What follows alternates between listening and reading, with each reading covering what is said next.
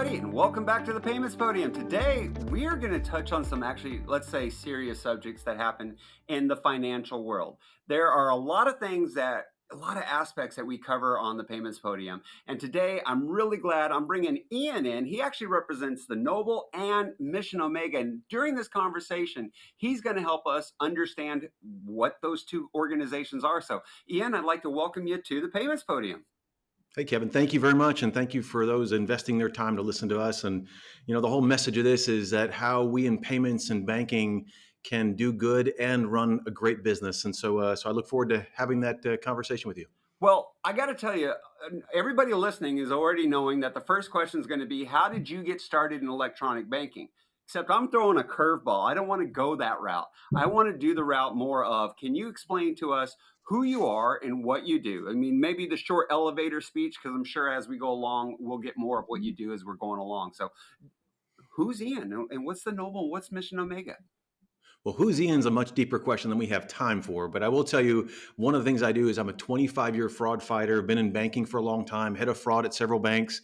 I also founded a nonprofit called the Knoble that fights human crime. I am a singer, songwriter. I've been writing and recording music for about 30 years. And my whole life's mission is to be a part of making the world better through the couple skills that I have and trying to be as quirky and as unique as I can be in the process, I guess. But there's a lot we can do, all kidding aside. And I try to live out of that because I spent 20 years of my career living out trying to be the best fraud fighter I can, not realizing that there were human beings behind each transaction. And it sounds so silly, but I was so programmed to fight fraud, reduce losses, balance customer experience, manage successful payment mechanisms. But people being bought and sold or people being exploited through financial transactions was something that I missed until several years ago. So that's kind of my life's mission now, is to be a part of a community of bankers and payment professionals, law enforcement, to come together to fight, protect people, fight human crime,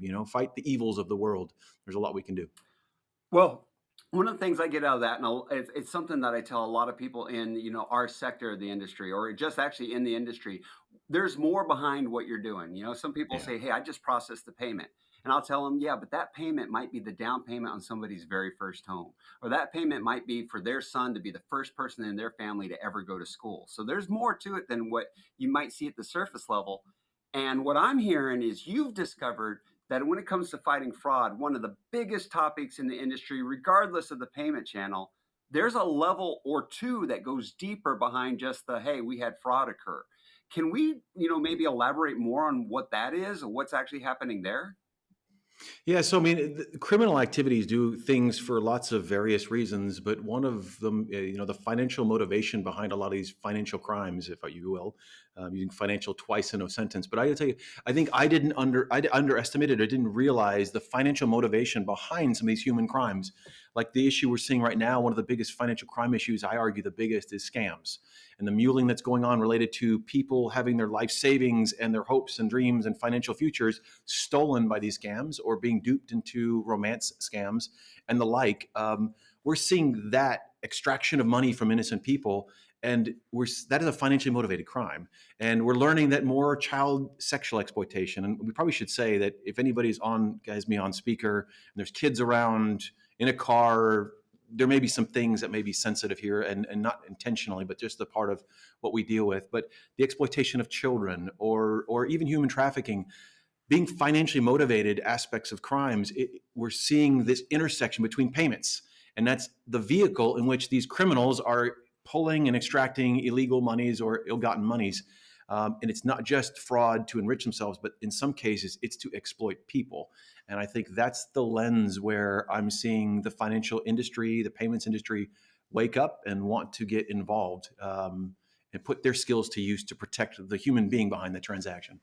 Okay, I've seen you speak before, and I've done a little research. So I want to clarify that what I'm hearing, and everybody else out there, what they're hearing is, if I'm hearing you right, when you say that, hey, there's some of these crimes that take place, the regular scams that we know about, where, somebody got the romance scam, lost their life savings, where the elderly person got exploited. And the underlying thing is that money actually goes to fund some of these more evil things that we don't realize or see on such a regular basis. That money that that person got scammed out of, that got stolen from them, that thief is even worse and more rotten than we thought, That's and right. using it to fund the exploitation of human trafficking. Kevin, what I'll tell you is like there in the world of human crimes, we focus on four primary human crimes: the trafficking, human trafficking, which includes sex trafficking and labor trafficking, which is also known as modern slavery. The United Nations said there's almost 50 million people caught in modern slavery today. That's more slaves than ever in human history. The child sexual exploitation of children sexually through material online, through live streaming of videos, all these terrible things that we could talk about. The scams and stealing monies in all various forms, romance scams and employment scams and all these scams. It's amazing the proliferation of scams that are happening on, and the elder financial exploitation. There are organized rings behind some of these. There are organized rings behind these activities that are targeting innocent people to exploit them for financial gain. That's the truth behind so many of these crimes. And so that intersection point, as we're seeing now, and even more evil, Kevin, is we're seeing the intersection between scams and human trafficking. For example, there's this whole human trafficking centers that are scam centers that are being set up all around the world that are employing and enslaving people to teach them how to commit scams against us and steal money against us. And so they're seeing this intersection, if you will, diversification of criminal rings that are exploiting our financial industry. And that's the underlying part of these, what we're seeing today and becoming more aware of and working with law enforcement on. Well, I got to tell you, I've been in this industry for decades. And I knew about these countries that are out there that they have businesses set up basically in these countries to rip, Yeah. Americans off. Let's just put it like it is, and other countries too. And they'll do the training like you're saying and all that. But I never put together that it's, these guys are so rotten. It's not that they're just stealing from the US accounts, but they're also then using it to fund some of these things that are, I mean, they're horrific. So here the next thing is that that's what's happening. How do we get across, first of all, to people in the industry, take this even more serious than what you have before, because here's what you're really stopping when you do that. You're not just protecting your account holder, you're helping a nameless, faceless person out there that needs it even more so than you'd ever imagine.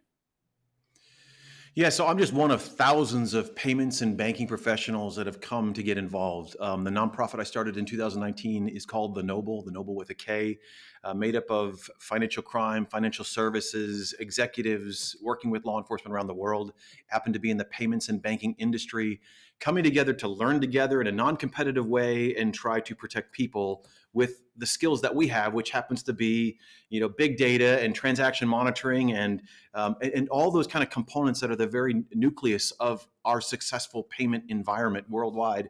And so coming together to learn together and to protect people together, I think is the realization that we're all walking in.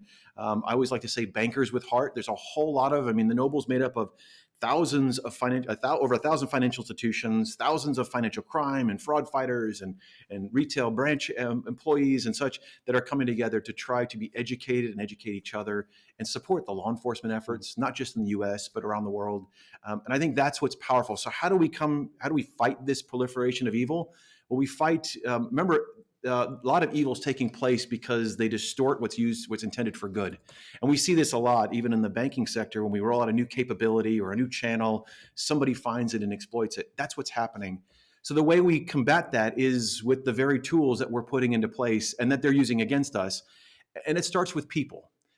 That's where the Knoble is a network of people. It starts with people coming in and opening their aperture every day at work and realizing I can do something in my current job to protect people. And so that's the core. We have more good people in the fight than bad people. I think that's the. Okay, And I so, got to interrupt you real quick yeah, because do I it. know some Yeah. people are going, the Knoble with a K. First, simple, easy question is where do we find more information about the Knoble with a K in case somebody's looking for it? Is it knoble.org? Do I just. Thenoble.com. It's funny. I couldn't get org. It's owned by a pest control company. So we are a .com, even though we're a nonprofit. So the knoble.com. And that's what we do. And so we do initiatives. We've done initiatives around the Super Bowl. Over 30 banks come together every year to look for detect human trafficking around the Super Bowl. Not that the Super Bowl is linked to an increase in trafficking, but that's a great catalyst. We've done work around the World Games. We're doing a project now actively with about 33 of the top 50 financial institutions in the US coming together to detect the exploitation of children through financial transactions. It's amazing to me. Credit unions, large banks, small banks, regional payment constructs, and companies coming together, wanting to work together to protect people. Because again, they're financially motivated. So who best to get involved in the fight than the people that show up every day in financial institutions all around the world? And I think that's the premise of the Knoble. That's why I started it. I was sitting talking to thousands of financial crime fighters in a big conference, and I'm talking about one of our domain topics.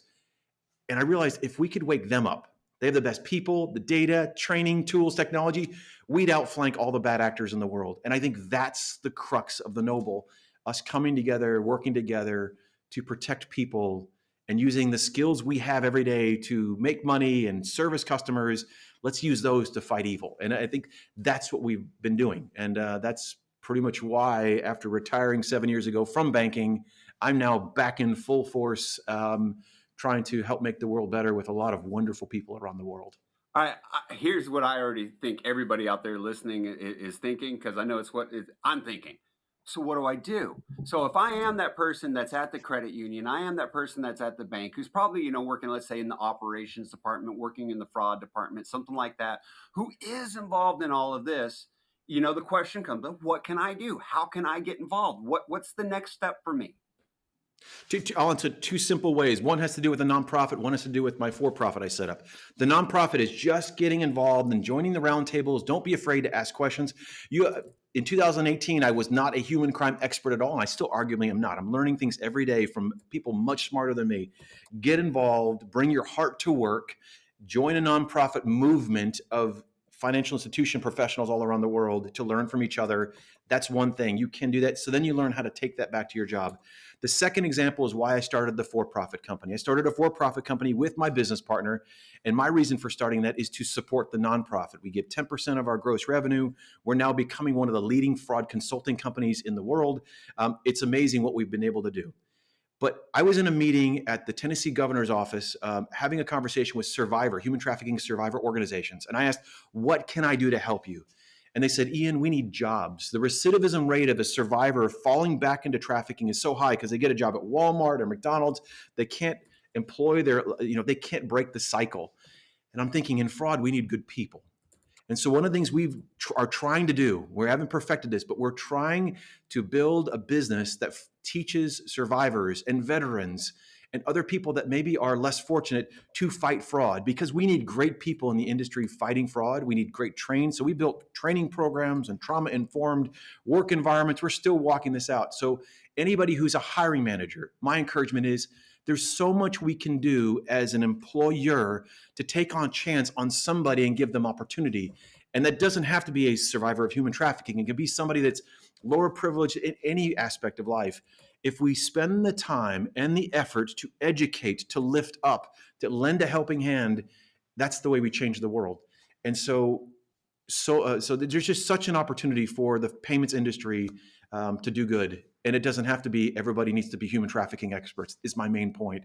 But get involved. That's the biggest thing. Make decisions where you are, whether you're building programs, doing analytics, doing policies, compliance. There's room for everybody to get involved and take what matters to you, something that moves your heart, and start doing something about it where you are. You don't have to go elsewhere or start a nonprofit. You can do it right where you are. And I think that's one of the biggest things. My first 20 years in banking, I didn't realize. I thought I had the Ian that was the corporate guy doing really well, and then the Ian that had a heart and was traveling around with the guitar playing all over the country music at these retreats and all those kind of things. I thought those were different people. And what I've come to realize is actually, no, they're the same person. And they should have been the same person. I would have been a lot more effective in helping people had I brought my full self to work. And I think that's one of the lies maybe we believed in corporate America. We need to bring our heart to work. We need to be not afraid to express our passions in the work we do, of course, in the parameters set by our companies, but at the same time, bring yourself to work. I think that's going to way our world's going to get so much better. I have to agree completely. I love to where you mentioned a couple times where you are. I hear from people all the time, how can I make a difference? Where can I make a difference? And it starts wherever you're at right now by you just doing whatever you can. And you mentioned too, the getting involved with some of the groups. where can we find more information about those groups? And one of the things in getting involved in that too, I like to tell people, because I remember early in my career when I got in some of these groups, I was intimidated.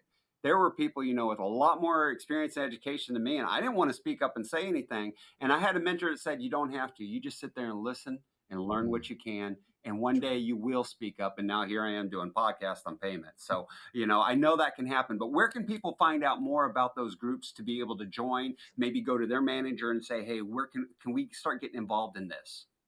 That's the model. What you just said is exactly the way. So the where you get plugged in, check out the Knoble.com. There's roundtables you can go on. I think the last scams roundtable we had 480 people registered. The last human trafficking, over 300 people registered. Our child exploitation project, I think we just trained 180 investigators on how to work child exploitation cases. Come together and jump in and get involved. This year, we're over 600 active people involved on a regular basis, learning with each other. And it's with and from each other. So that's it. Your local community. I'm here in Chattanooga, Tennessee. I've lived in 5 countries, 13 states, blessed to call Chattanooga home. It's an amazing place. Of all places, I never would have guessed I'm here. There are survivor organizations. There are organizations that help with abused people. Get involved where you are in the local community. That's another avenue. There's plenty of them, and so I think the goal is that we have to make sure we're living continual in a posture of learning. And I think we get to a place in our career, we think our learning's done when we leave college or we Mm. are in a job for a couple of years. But if we can surround ourselves with things that interest us, and like you said, ask questions and be open to receiving and figure out in an introspective moment how you can help, not just writing checks. I think that is helpful, but actually get involved with the problem that's near and dear to you with your energy and your fingers and your toes and your feet. And like, so I think that's one of the things that we need to learn how to do. And I know I've been trying to learn how to do that for the last 7 years. I'm there with you, brother. I tell everybody the best thing you can do today is help somebody else get something done. And you'll just That's be right. amazed at what it will do for you when you do something for somebody else. Now, Exactly I right. also hear this one a lot too. I don't know where to start. I don't know Mhm. what to do. I will tell people, just Google it, see what comes up on Google. But in this case, let's say if it's hiring of survivors, if it's trying to work with, maybe offering some assistance even to survivors, maybe volunteering your time, how would somebody go about finding one of those organizations? Like, here, I'm in Tampa. How would I find one in Tampa? What would I do? It's recognizing what I love to say is, so much of our world, it's not a business, it's a people business we operate Mhm. in. And just know, like, you're a payments expert. Just know that those that are listening are in this field and you're an expert in your domain. There are other people that are experts in whatever you have a heart for, whether it's, inner city or education. And so it's you coming in with the intention to offer what you have to assist them. I have not met a nonprofit organization in any country in the world that has said, I don't need, it has not said, I need help. I mean, that's the important thing. I was at the United Nations a couple months ago and I'm listening about this. The first day was listening from all these amazing organizations all around the world fighting child exploitation. And all of them said, I need help. We need help from the tech companies. And so you just coming in and, like you said, Google it, you coming in and understand. And the other thing is, don't be afraid to have this conversation. You don't have to be an Mhm. expert. Just to say, you know what, with your vendors or with your local community or with those you're on the phone, just say, have you ever heard of human trafficking? Have you ever heard of child exploitation? Just whatever is important to you, inner city kind of work or education of underprivileged. There's whatever is near. Have that conversation in your circles. I think that's important, and it's be amazing as you start meeting people where they go, I don't know about that, but I know somebody that does. Mm. We have to start leveraging our networks to do good. And so I think that's the part where we all need a little bit of courage and a little bit of, fingers on keyboards, Google it, or be afraid to ask your current inner circle. And it's amazing how the universe will respond when you put the That's question right. out there. Now, That's right. to drag it back into a little bit of banking, because I know we're getting out there and I love those types of conversations. Is there anything that a person who is, processing fraud, a person who's doing operations, maybe even a teller, is there anything you can say to them that here's some of the things to be on the lookout for? Here's some of the things that you may not have noticed or realized before, but these could be indicators that there's actually more going on than what you're aware of. So we have, as part of the Noble, it's free for all individuals to join. We have scenarios for all of the major types of human crimes that you can take for free. You have to be vetted. We want to make sure that this doesn't get in the hands of the bad actors, but it's you can take and put it into your systems tomorrow, maybe with a little help, massaging, learning from each other. But there's that. What I will tell you is the one really basic example, and anybody that knows this is going to know how basic it is. But what really broke for me inside is I met with one of the world leaders in human trafficking, happenstance coffee, and he started talking to me about even dollar transactions in the middle of the night at a nail salon or a massage parlor. And I remembered in that moment, and I knew nothing about trafficking. I'm actually a music hippie with skinny jeans and a big beard, getting ready to, go on tour kind of thing. And I remember hearing in that moment and realizing that I had seen those transactions. I had seen transaction come at 2 o'clock in the morning at a massage parlor, and I was more worried about them being a fraudulent merchant than realizing that behind that even dollar transaction, maybe there was somebody being bought and sold.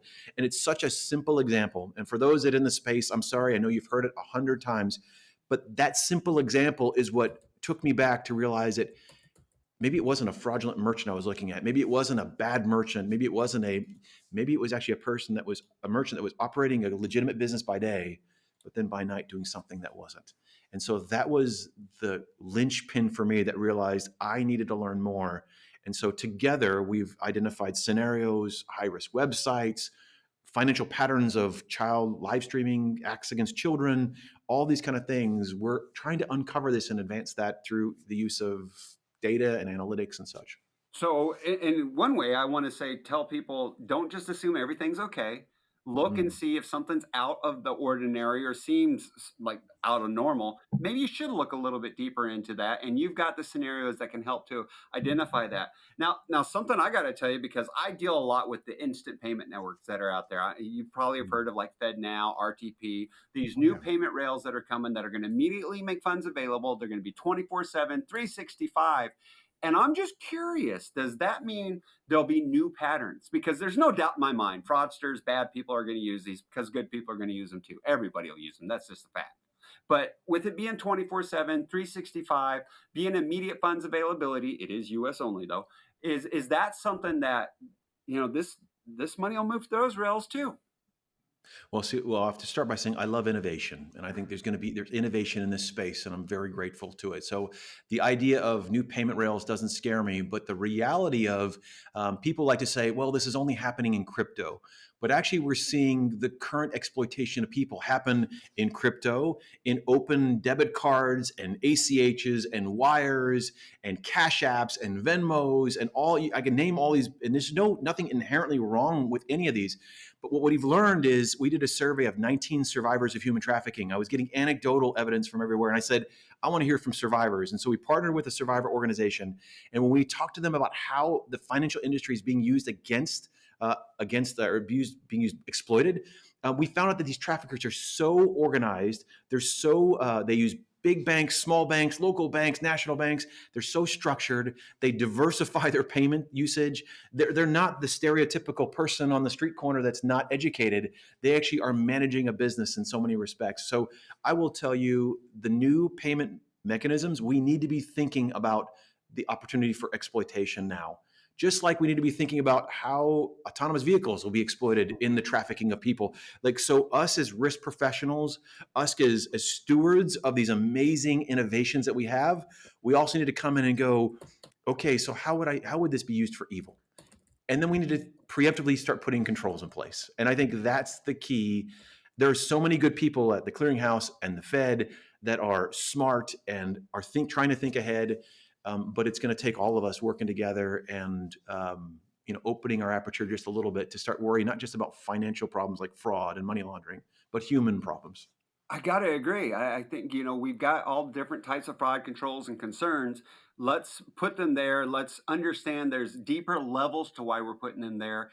And also, want to tell people be prepared for when you do identify that something happens to have policies and procedures to stop it from Yeah. ever happening again. That is one of the key things. Now, before we run out of time, I want to make sure that people understand you've got two companies that you work with. You I got do. the Knoble and you got Mission Omega. Both of them serve great purposes in helping humanity, in my opinion, and the banking industry. So, can we just end by clarifying the difference between the Knoble and Mission Omega and where people can find more information on the two? Yeah, the Knoble is the nonprofit I started in 2019 to And Noble fight with a with K. the Knoble with a K, the Knoble.com, to work together in a neutral, non-competitive environment. What used to be competitors coming together to protect people. That's the reason I cut my beard and wear normal jeans now. Mission Omega is the for-profit company I founded with Ben Wallach to bring integrity back to the fraud services space and live mission through work, and a mission of protecting people, to go ahead and employing people. And so that is missionomega.com. We have over 37 fraud consultants. We serviced over almost 25 clients. We've only been around for 2 years. We have operation centers and consulting, and that whole thing is to try to do work differently. So missionomega.com on that. Really trying to do work differently personally, and I know there's a lot of people coming around to want to do the same. So thank you, Kevin, for this opportunity. Absolutely. Ian, thank you for being here. And for all of you listening, again, that is the Knoble with the K, theknoble.com, where you can go find out about the nonprofit, and then missionomega.com, where you can find about the for-profit, both of the organizations working to do what they can to help stop, some of these bad things happening in the world. And for those of you listening, if there is a topic or even a speaker that you think needs to be on the payments podium, email me, Kevin@paymentsprofessor.com. I'll do my best to get that topic addressed or to get that speaker on here. But for now, I'm going to have to say, class dismissed.